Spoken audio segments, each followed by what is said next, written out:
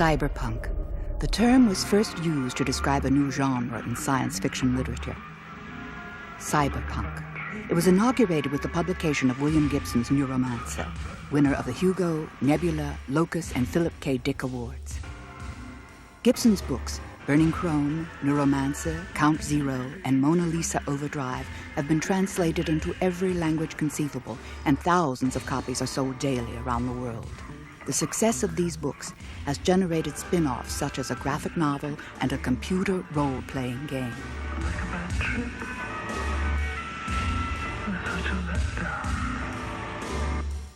Neuromancer's protagonist, Case, is a streetwise young man living at the periphery of a not unfamiliar high-tech society and its laws. Familiar?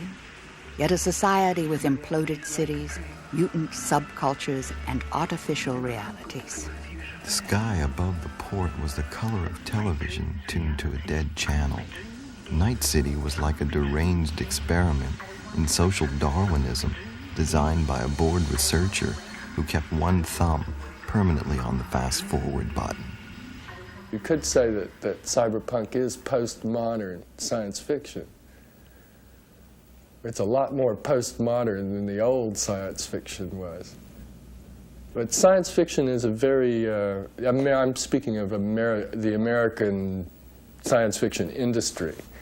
And it's been traditionally a fairly reactionary literary form, a form in which you weren't encouraged to develop as a stylist or to investigate any of the things that were happening in the world of literature. And one of the things that the so-called cyberpunk writers have done, either consciously or unconsciously, is to look around the world outside, look at the fine arts as well, and import whatever they could use into to the sort of literary ghetto of science fiction. In New York publishing, they call science fiction the golden ghetto, because it's this sort of schlock area that makes the most money. Nowhere in his books do we find traditional government. Real power is in the hands of the Zaibatsus, the multinationals. The Zaibatsus, the multinationals that shaped the course of human history, had transcended old barriers. Hives with cybernetic memories, vast single organisms, their DNA coded in silicon. Kingpins in a given industry would be both more and less than people. A gradual and willing accommodation of the machine, the system, the parent organism.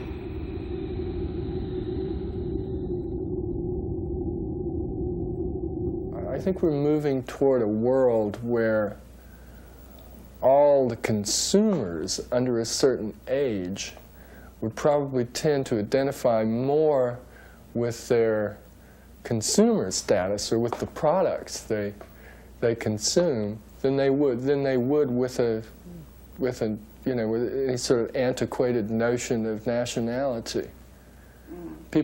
We're increasingly sort of interchangeable. When William Gibson's visions were published, they struck sparks in the real world. Scientists and hackers had found a future they couldn't wait to build, couldn't wait to live in, couldn't wait to sell. William Gibson, godfather of cyberpunk, found himself in a situation where he was actually programming the future. Never before had science fiction literature determined the way people thought and spoke about new technology. This synthesis of fiction and fact proved to be of value to each. And now, cyberpunk is a movement, looking set to blast toward the millennium.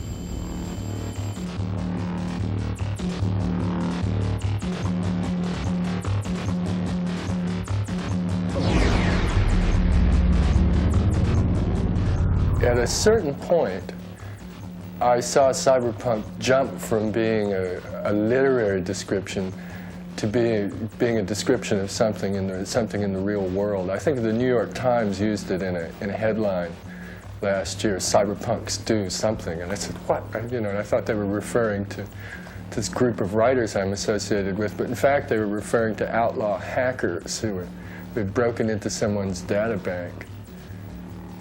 And I believe Time magazine used it as well in that sense. So which is an interesting thing to see it. I was happy to see it take on this new life in the world outside, because then I felt I wouldn't be quite so saddled with it.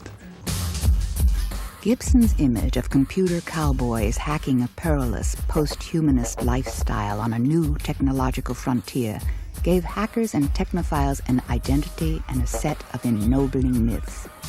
After reading Neuromancer, hackers started to realize that they were, in fact, and probably had always been, cyberpunks.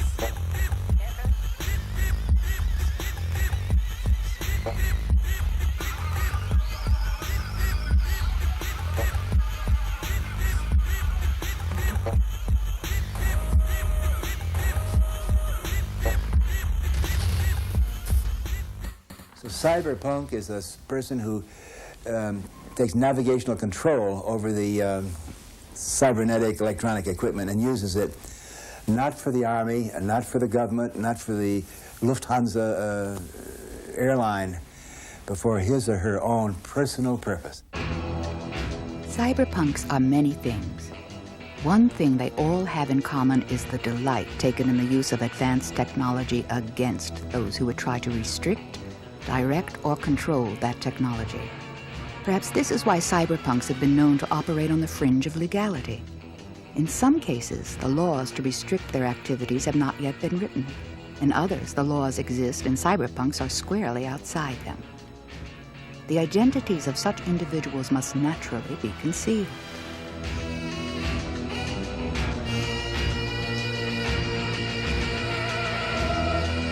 I'm poking around in people's databases. I deal in software. I trade. I don't crack. I'm not that good.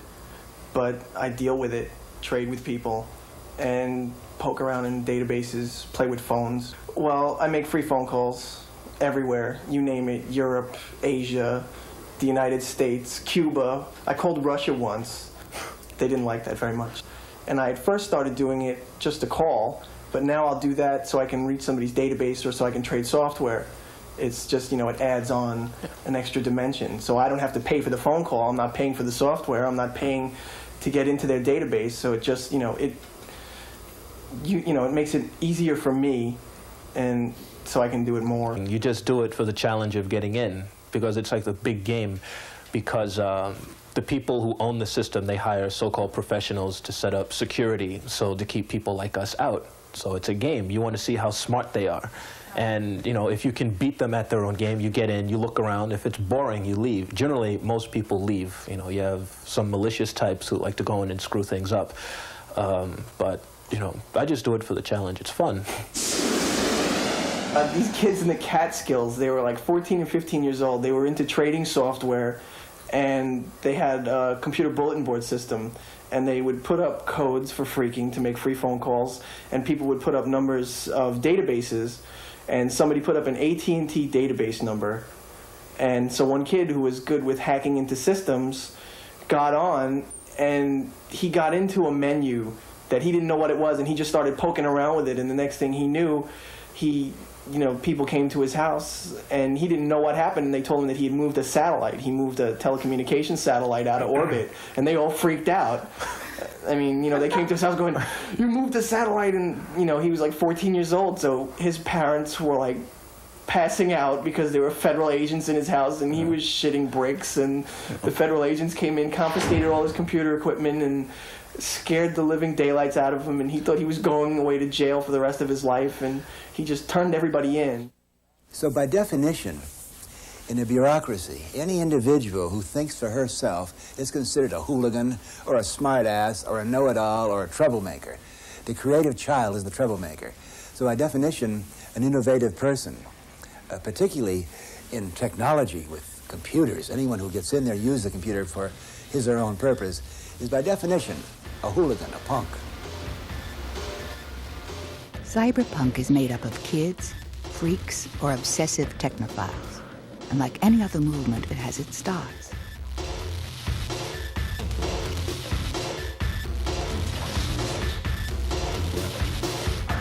Michael Synergy, a legitimate cyber hero. I think I'm one of the most outspoken of what we're calling the, quote, cyberpunk, unquote, genre. One of the things that I'm always I always consider very important when I'm talking politically is, in terms of an interview, is I won't pull any punches. A lot of people are going to go there and they're going to try not to incriminate themselves. They're going to try and be, sly about stuff. I've never done that. Every time someone wants to know something, I'm just very free about it. I'm the first person who was starting to talk very honestly about, viruses and terrorist acts and what this really means in terms of, the big picture, which isn't very popular with, I guess, sort of the mainstream population. But the underground set see me as a hero for that, because I'm being honest. And that's the one thing that they really want to see. So I guess my fame then is coming from the fact that I have certain opinions and certain technical skills, and I'm perfectly willing to share them with whoever wants to know. I have what I call my 3D policy. If I show up dead, I disappear, or if I'm disabled, meaning someone messes up an attempt on me, I'm in a coma or something like that, there's a trigger which has to be reset on a weekly basis. If I'm not paying attention to that and I don't attend to that, then things get a little uncomfortable for everybody else. There are some safety provisions in there where if it seems natural, someone else can stop it. I'm not about to say how, and I'm not about to say who and what the mechanism is, because that puts me at greater risk. But one of the things that I feel perfectly comfortable is if they stick me in a cell, things are going to start to happen very, very slowly, and it's going to build up like an avalanche. And when that happens, I don't think I'll be in prison very much longer after that. Many, many years ago, we didn't have computers, and computers have been slowly phasing in as they've been going by. Certain individuals, because of computers, are becoming very heavily empowered. This is all about personal empowerment. Right now, because of the way computers are networked, I'm as powerful as a government agency. I'd say I've got about as much power as, say, a group in the Department of Defense here. Maybe not the gross national product or per capita as they do, but just as powerful.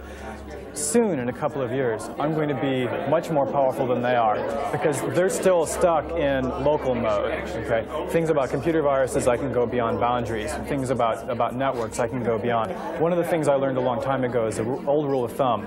Distance means nothing to a computer hacker, phone freak, whatever. Anyone using a computer, the phone line, the computer, fax, who knows?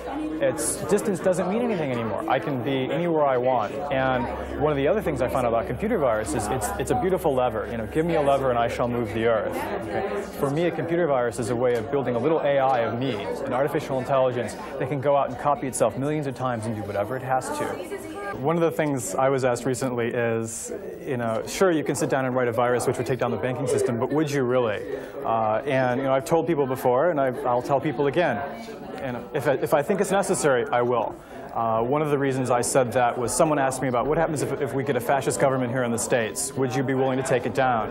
And the more they get computerized, the more powerful I get, the more willing I will be to do that.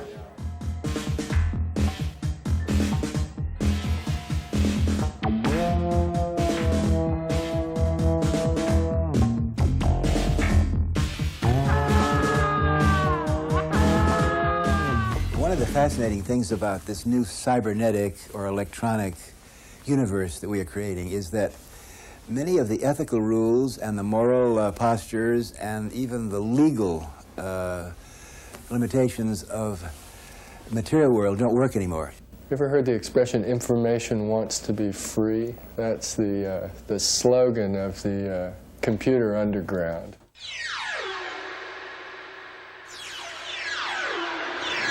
Information wants to be free. Access to computers and anything which might teach you something about the way the world works should be unlimited and total. Always yield to the hands-on imperative. All information should be free. Mistrust authority. Promote decentralization.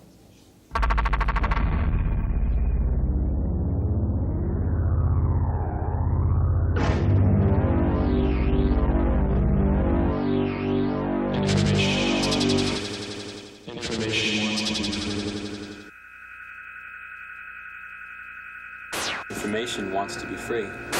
Information wants to be free. Information wants to be free. Information wants to be free. Information wants to be free. They now have the thumbnail chip that in 10 years, they tell us, will have 1 billion transistors costing a few dollars. What that means is that the inner city kid can walk around with more information processing and transmitting ability than ABC, CBS right now, for less money than a pair of Nikes, which they're killing for in the inner city right now. So this is going to be decentralization. It's going to mean ultimate democracy. Who controls the press controls the people. Who controls the tube controls the people. In the future, we'll all be controlling our own screens and zapping our messages around.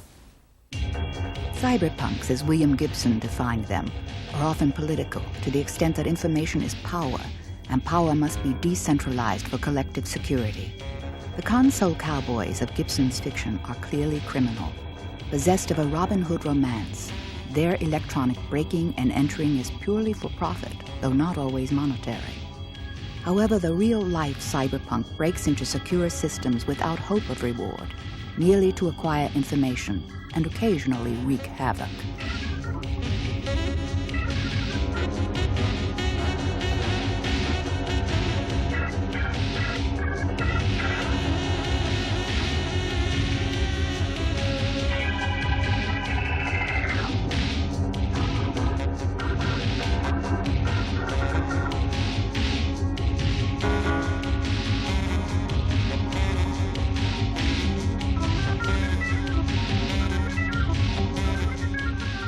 I mean, literally, it's coming to the point where whoever holds information has power. It's interesting, though. It is interesting, though, because you find yourself in those books rooting for the outlaws, the hustlers, all the patrons of the gentleman loser. Both Gibson's ROM wranglers and real cyberpunks may sometimes seem nothing more than hackers with shiny new toys. Yet they are crashing the political party with a utopian agenda seriously poses the question of who owns and controls the future.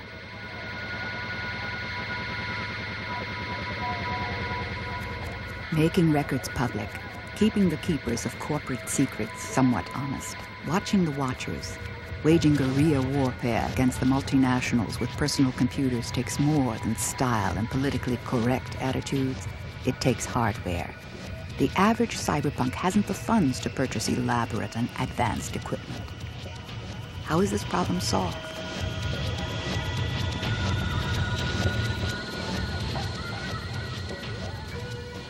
This is Vincent, whose friends thought he could pass as conventional. He put what little money he had into a suit and haircut. A cyberpunk in businessman's clothing, he approached the big companies for support. Basically, what we have here are the extremes of contemporary computing. We have an Apple Macintosh. On the other hand, we have an AT&T Pixel machine, which is a massive parallel processing supercomputer. And the intermediary at this point is a Sun Microsystems 3260, which currently does the interpreting of the data and feeds it to the Pixel machine. We also have a couple really nice monitors that came along with it. 19-inch color and 19-inch high-res for text. This was a gift from AT&T. This is faster than all the computing power that launched an Apollo spaceship. I mean, we're on the fast track. Let's extend the definition of property holders. Let's try and believe that we do own something. I mean, maybe that's what we can share with what's going on over, the miracles that are happening, that we read about in the papers in the East, is let's extend the definition of property holders. Armed with their free supercomputer Pixel machine from AT&T, the group Process Animation produced their bizarre punk graphics.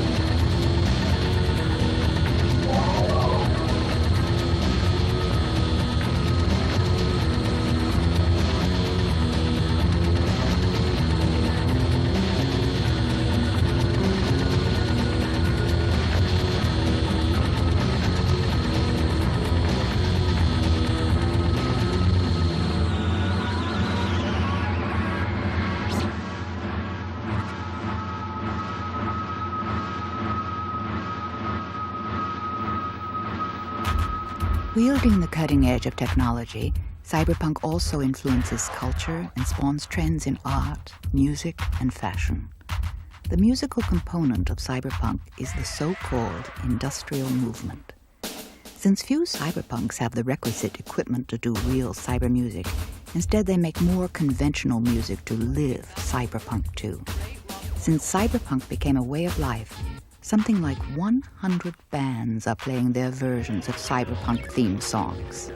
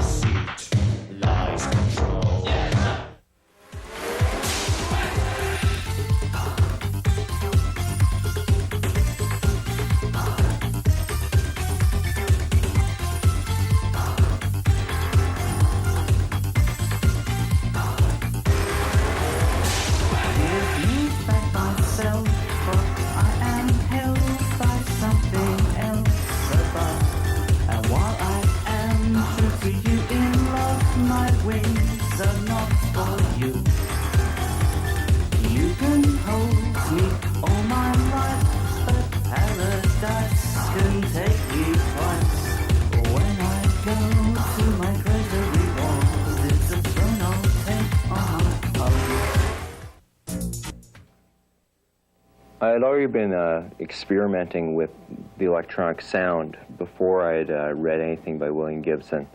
His effect, however, brought to mind a lot more about the ability of the human mind to create a world created only by the human mind, which is the world inside the computer matrix.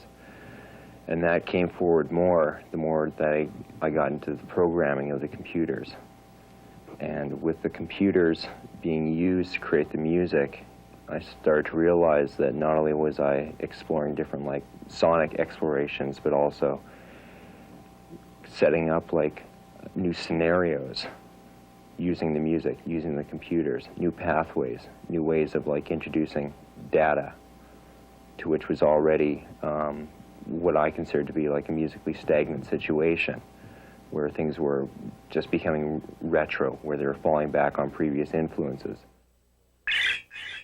And it opened up a whole new avenue. And I think his writing did have some effect on that, because it was essentially a whole new world opened up simply through the imagination, simply through the computer.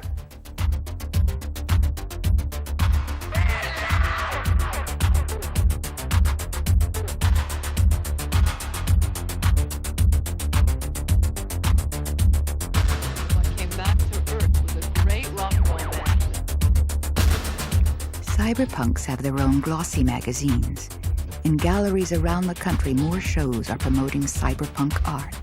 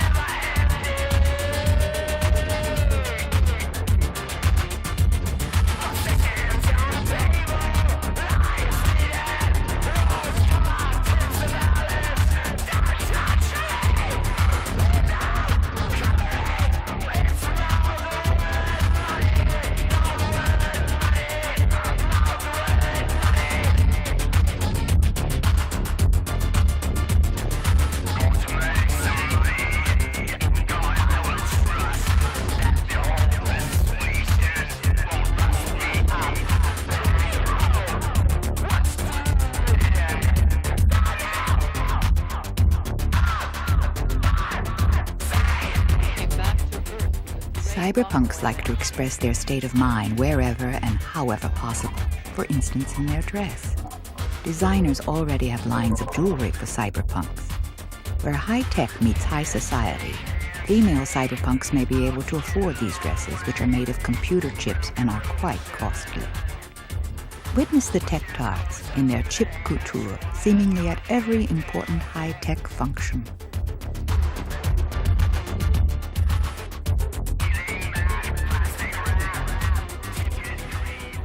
Mind machines are another phenomenon which evolved from cyberpunk culture.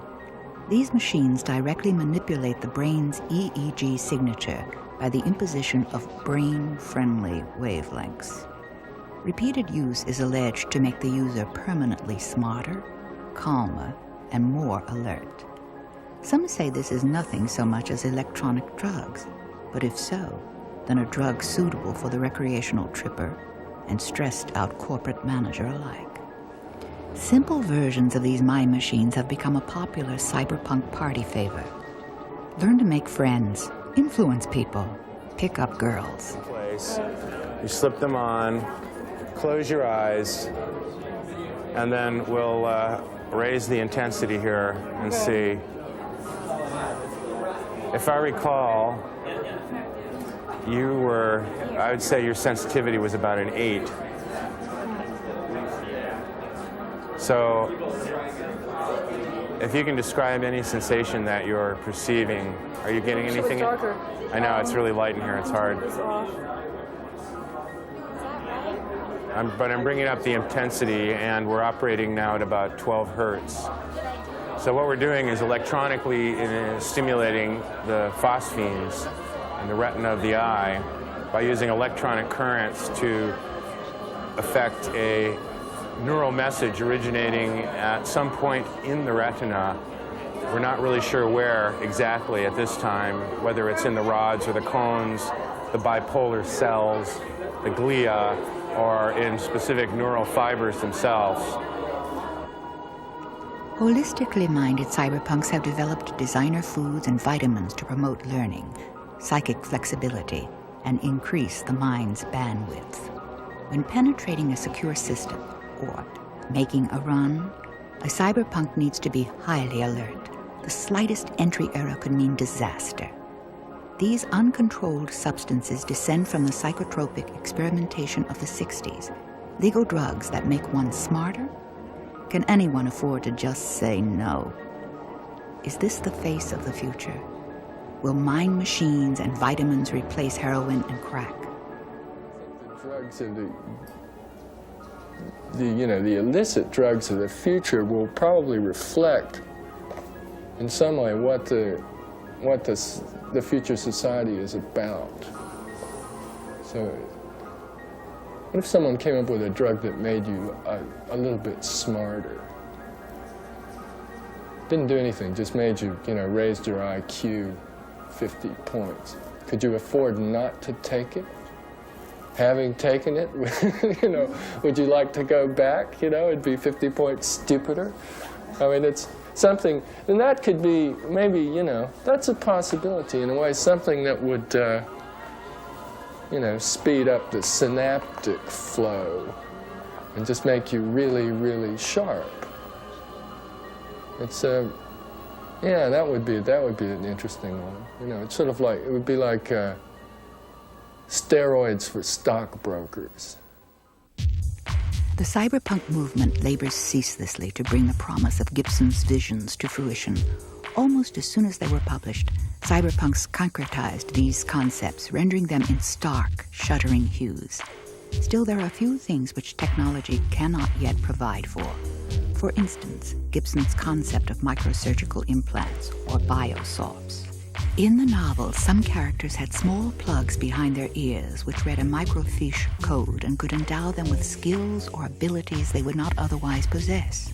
The thing of Microsoft technology, where a person, say, wants to fix a car, doesn't know anything about a car, but you can have a slot engineered in the side of your neck, and you can take a Biosoft a program, stick it in, plug it in, and you'll know everything about fixing a car. I mean, that sort of thing is amazing. That's got to be great. Yeah, I'd have the whole set for languages. I'd get the, all the Berlitz chips. Almost all of Gibson's major characters are surgically altered. For example, Molly, the more traditionally heroic counterpart to Case and his romantic interest. She sees the world through permanently bonded mirror shades with integral readouts. Her nervous system has been altered to make her reactions to that world quicker, as to how she deals with that world.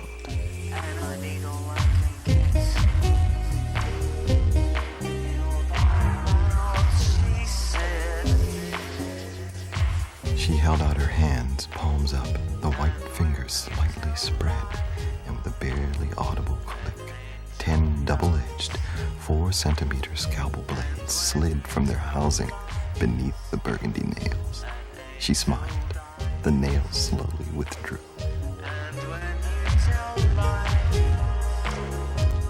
Gibson's radicals have the most bizarre surgery possible to guarantee their uniqueness. His face was a simple graft grown on collagen and shark cartilage polysaccharides, smooth and hideous. It was one of the nastiest pieces of elective surgery Case had ever seen. When Angelo smiled, revealing the razor-sharp canines of some large animal, Case was actually relieved. Tooth bud transplants. He'd seen that before.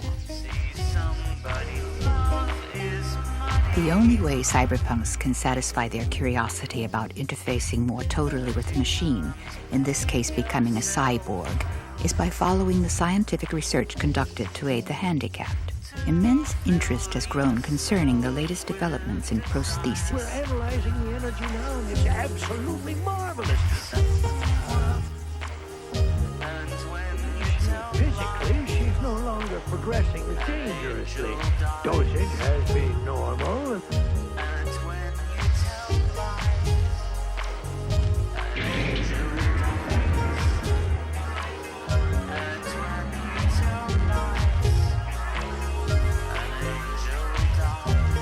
There's a lot of research being done in the United States to enable very, very handicapped people to interface with computers.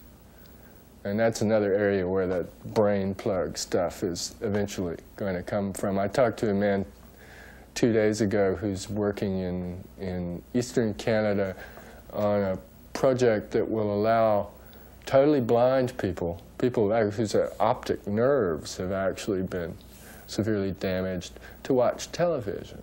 And what they're doing is they're going directly into the sight center of the brain and stimulating it electronically. So a totally blind person can watch television, a totally blind person can then walk around with a mini cam and not be a totally blind person. Following and expanding upon the work of the semi-mythical Utah group, Dr. Joseph Rosen's work with the disabled at the Palo Alto VA Hospital and his classes at Stanford have made him a cyberpunk hero. He may be the first to actually put chips in people. Presently, when we reconstruct somebody, we're repairing some injury. In plastic surgery, the surgical field I'm in, we repair some injury. We replace a part that's missing. We take a congenital deformity when a patient's born with a cleft lip and bring that lip and join it. If a patient has formed a tumor, we remove that. We essentially repair defects of nature or acquired defects. In cosmetic or aesthetic surgery, a patient often comes in who's normal, and we change the way they look. We change their appearance. In the future, we can imagine a patient coming in who wants to do something he can't do with his limb. His limb is normal, but he can't jump as high as he'd like to jump. We can imagine altering the function. If you look at a kangaroo, they've, over the years, altered their function of their leg by taking a certain muscle and just forming it into a band, almost like a rubber band.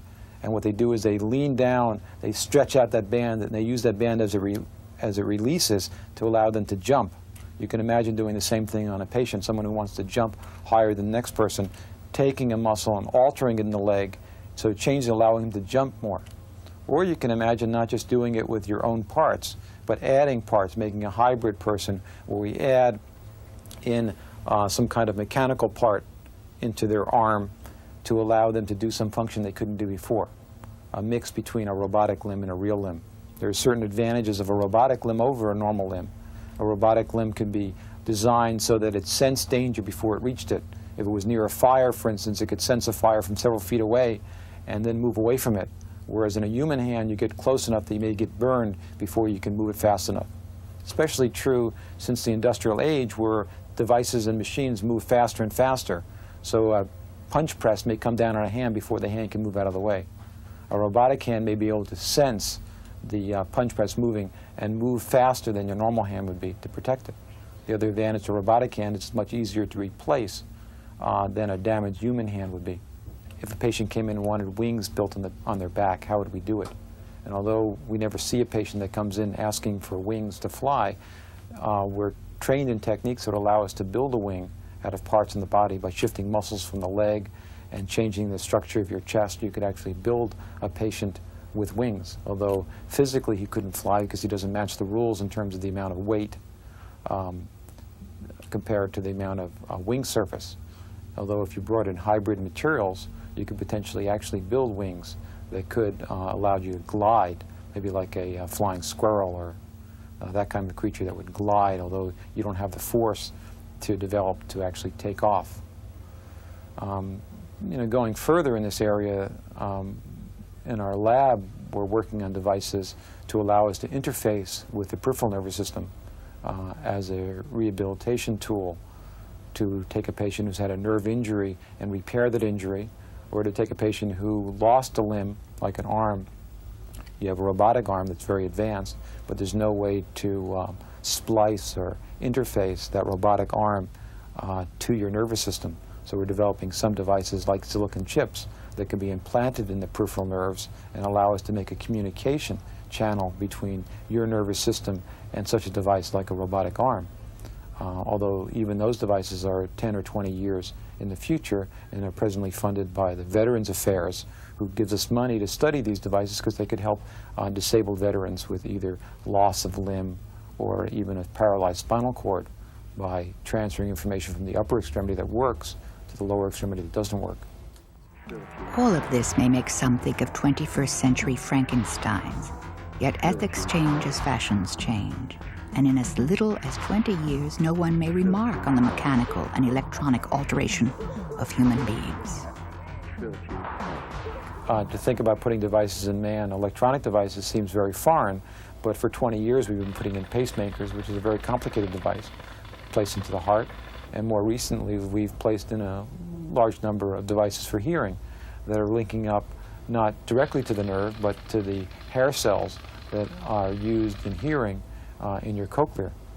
And there is a lot of research being done on devices for vision. So these devices are devices that are either being used clinically now or being actively researched to go the next step and to implant these devices in normal people so that they can improve their skills is something that I don't think we do right now, but I wouldn't rule something out like that for the future. It's going to be very commercial. And I think we could wind up with something that felt like having a very, very expensive American television commercial injected directly into your cortex. I mean, I don't find that an appealing idea. While cyberpunks feverishly plan and build their future, many average people fear a world ruled by machines, controlling our lives, or worst yet, having no use for us at all. This technophobia is widespread, and what is one man's dearest fantasy is another's most horrific nightmare.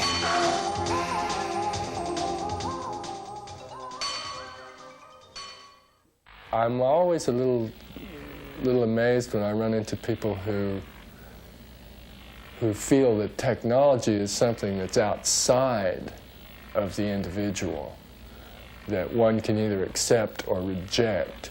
And that's true in a sense, but at this stage of the game, we are technology. We've become something, I think in some very real sense, part of the world's population is already post-human.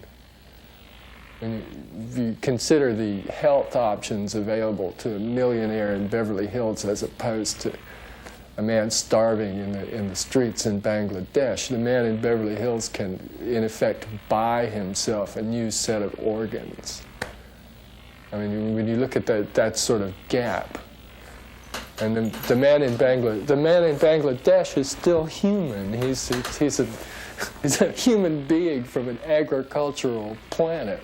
The man in Beverly Hills is something else. He may still be human, but he's in some way, I think he's also post-human. I think this is, the future has already happened. I think there are deeper fears. People are afraid that technology will make them less free, make them less powerful in a personal way. And that's entirely possible. And in fact, there are lots of good examples of how that's happened, the defense industry being a major one. But technology can also empower. I mean, you could take that argument all the way back and say that the first ape-like humanoid who used a tool was the guy who put the nail in our coffin, right? Because our tools, oh my God, you know, it's not my arm, it's a hammer. Does that mean I've lost power to the hammer? Or does that mean I can build a cathedral, you know? Is it half full or is it half empty? The question isn't whether or not the medium is intrinsically evil or scary. The question is whether or not we have a culture and a society and a group of artists who can rise to the occasion of using it in a way that enhances us. You're doing it. That's what cyberpunk means. Individual power to change your own body, to operate your own brain, as long as you don't hurt anybody else. So certainly in the future, you'll have plastic surgery, you can change the way you look, you can rejuvenating drugs, you can, there will be brain chips undoubtedly. Hey, it is scary, and there's no utopia here. Human nature has its dark sides. There'll always be power-hungry, evil people trying to screw it up. It's going to be more demanding, but we're getting smarter, and we're getting nicer. We're learning how to get along with each other. And yeah, there are always going to be people who go too far. There'll be people who'll be having artificial limbs, winning arm wrestling contests. Human competition will lead to all strange things. The man who may be said to have started it all, William Gibson. The same William Gibson whose fanciful musings are today exerting a profound influence, not only on a single subculture, but on society at large. This same William Gibson is one of the least technical people imaginable. He has a cozy, modest home in Vancouver and wrote his novels on a manual typewriter.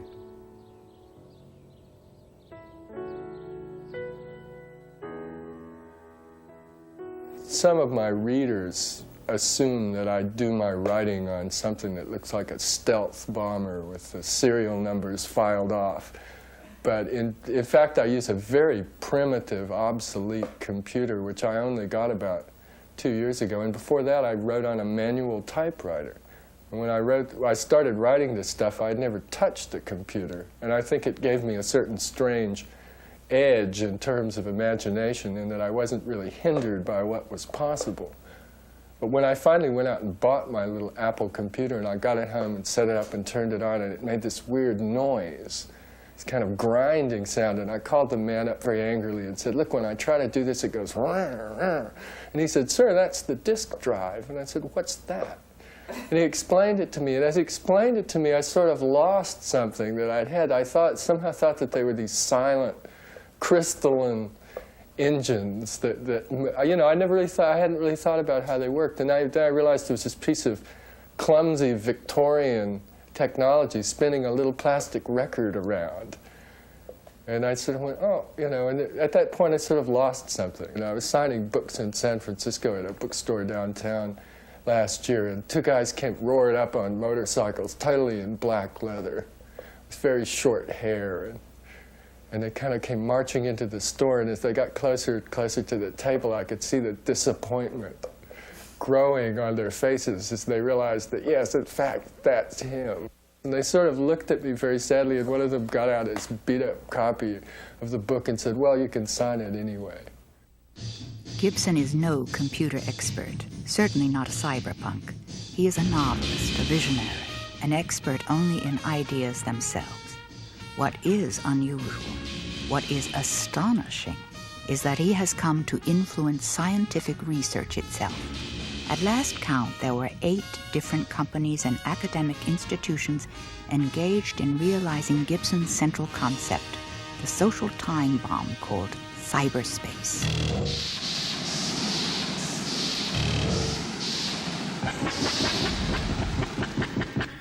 Jack into the Matrix. In Gibson's novels, console cowboys are directly linked to their computers, jacked in. Through electrodes to the central nervous system, cyberspace becomes perceptible. Cyberspace is defined as a consensual hallucination. The abstraction of databases become visible in the matrix, as it is also called, as geometric, architectural shapes, images that have reality only in the brain of the cognitor. The computer jockey can use programs to move his disembodied consciousness around in cyberspace. For the legitimate user, this is a way of doing their daily work. Millions of employees moving about in cyberspace, laboring in vast fields of information. These databases are guarded by dangerous protective fields known by the acronym ICE. The console cowboy's goal is to penetrate this ICE with viruses and attack programs to gain access to the information the base contains.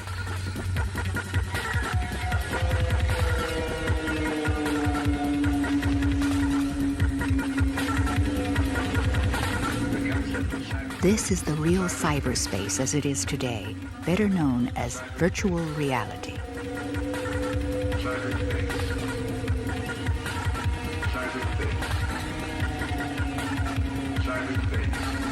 These people seemingly playing an elaborate game of blind man's bluff are in fact spending time in another universe, a cybernetic universe where anything is possible. In cyberspace, the individual sensorium becomes part of the computer.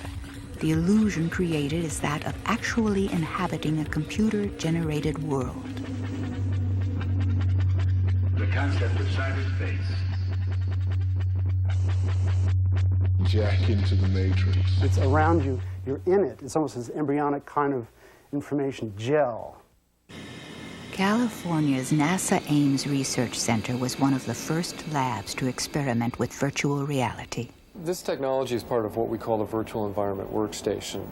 The idea at Ames over the past 5 years has been to develop a very human-matched interface, a way to literally get inside images, to interact with them, to walk around inside them, to give very natural commands to the host computer, and for a number of different applications. The foundation of the virtual workstation is this helmet-mounted display. In the front package here are two small TV screens, one for each eye. The effect is that you get a very strong stereoscopic image. You view that image through two very wide-angle optics. Our idea was to try to match human field of view as much as possible. This gives us about a 120-degree angle of view. Also on top of the stock is a magnetic sensor device that tells you, the system, where you are within the virtual space. The rest of the things in the headset are a microphone, so you can basically give verbal commands, connected speech commands to the host computer as you would, as if you were talking to another person. And the headphones give auditory feedback. We use a couple different kinds of sound cueing. One is just straight from a synthesizer, so that, for example, as you touch a virtual object, you get a contact cue or proximity cues as you get nearer and farther. Or the second level is 3D sound cueing. With a piece of technology that we built called the Convolvatron, you can actually hear the sounds coming from outside your head at a discrete distance and location. And because of the tracker, we can also make the sound stay there. If you move your head, the sound actually stays where it's supposed to be. So virtual objects can act as real sound sources as they would in the real world, for example. Another piece of the virtual workstation is what we call a data glove. And the glove is instrumented with fiber optic sensors so that as you bend your fingers, a computer-generated model of your hand that's in the virtual environment is controlled by it. You don't see your real hand because you're completely enclosed. So when you reach out, move your fingers, your virtual hand will mimic that, and you can pick up objects. And we've made software so that you can make different kinds of gestures, kind of like American Sign Language.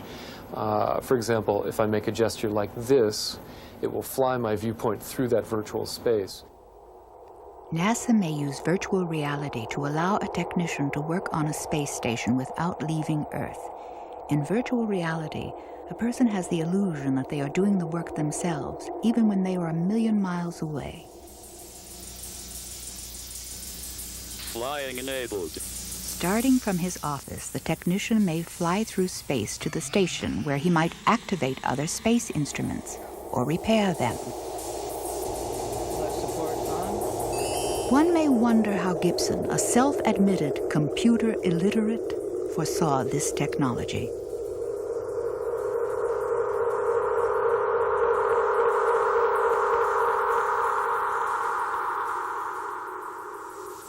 But what he's described is really, I think it's a really good thing to shoot for.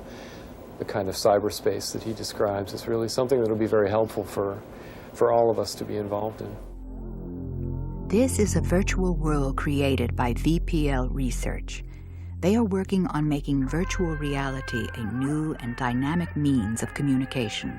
It is possible to call a friend on the other end of the world by computer, much as a common modem device is used today. The two agree on a virtual meeting place and are able to see and interact with each other in some alternate universe, or perhaps a simulacrum of a real place. There, they may explore this new world, work together, play golf, or do virtually anything the two might enjoy together. Not surprisingly, a doctorate was just granted for a thesis on the potential of virtual sex. The most difficult part of this process might be to agree on a meeting place or decide how to appear when there. Entering virtual reality means controlling one's appearance as well. Today, a beautiful woman. Tomorrow, a tough punk. The next day, a lobster. This little girl chose to be a teapot. Here's my spout. When you tip me over, tea comes out. So tip me over and pour me out. I'm a little teapot, short and stout. Here is my handle, here is my spout. When you tip me over, tea comes out. So tip me over and pour me out. If one wishes to appear as more than just one's hand or a program-generated figure, one must wear the data suit. The data suit also allows for real-time animation, the dream of the cartoonist restricted to individual cell animation. Let's suppose 10 years from now, you have a special pair of goggles and a special glove in your house. You put them on, and suddenly you experience yourself to be in a different room. You're not in your living room anymore. You're in a different room. This different room has similar dimensions, but it's altered. It has, for one thing, a set of shelves along one wall, and in all those shelves are little sort of fish bowls. But if you look in the fish bowls, there aren't fish. Instead, there's little miniature people walking around, and they're all having different adventures. Some of them are clustered around a model of a bridge and are working on it. Another group of them are all playing baseball. There's like little people running around. And another group of them are working in a large field that has that looks like a statistical field with many points, and they're running around on it. And so what you can do is you can simply place your hand or your head into any one of those fish bowls, and suddenly you are in that scene with those people. And one of them might turn out to be for work, another might be for play, and another one might be for education. Within 10 or 15 years, when you wake up in the morning, you will get dressed for work. You won't go to work. You put on a computer suit, and you flip down your television, your eye goggles, and you can be in Tokyo. You can be in Paris. You can talk to your friend in Tokyo and agree to meet on the beach in Hawaii. What kind of Hawaii have you got? You'll be dialing and you'll be looking at your file of Hawaii. Oh, she's got a better one. Okay. We will not leave home with our bodies to work. Our brains will be moving around. The idea that you would strap your body in a car and drive 5 miles to work, polluting the atmosphere, you'll be doing it at home. The idea that you'll strap your body in a horrible, noxious airplane spewing out toxic waste, and for 12 hours go to Tokyo to have a meeting, which you could have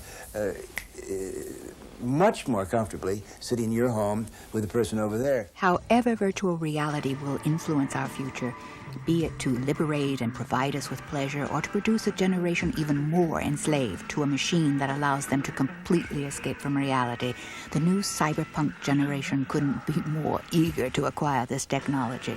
The Gibson stuff, they're working in a 3D, you know, it's data the way I always thought data would be. You know, the way I think of data in my mind is not ones and zeros. But, you know, if I could go into something like that, that would be great. I'd, like, never leave my house. I love to have an autosonde I get and jack into the matrix. Already, some are considering the philosophical implications of this medium. Never in the history of mankind has there been an alternate universe one could actually inhabit. Now that anyone can experience them, alternate universes are no longer the province of physicists, theologians, and supernaturalists. It is a matter of the creator and the creation. It's an interaction between those two things which generates a third thing. It's the other. It's the other that has been talked about in psychoanalysis and psychology. The other, it's that other, the omnipresent thing. The matrix is like an alternate dimension. The matrix is a metaphor for God. I mean, in a way it becomes, you know, it's the way, as it becomes conscious of itself, which is a very powerful thing. The technology of virtual reality and these other radical technologies will certainly change our future in ways unforeseen. Freed from being an engine of labor, will the body again become the temple of the soul? Though frightening to some, for the cyberpunk generation, technology no longer represents a force of alienation, but rather a transcendental electronic reality. Kingdom of the unreal, but also a higher state of being, ultimately free of the limitations of the material world through the agency of science, technology, and imagination. To like mind screw, would we be able to have sex through our minds?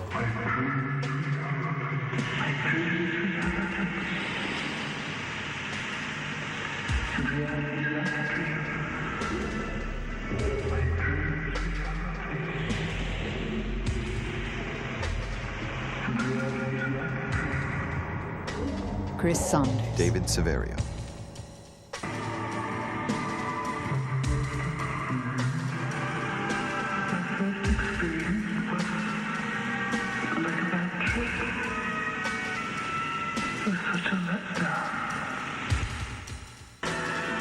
I must be dreaming.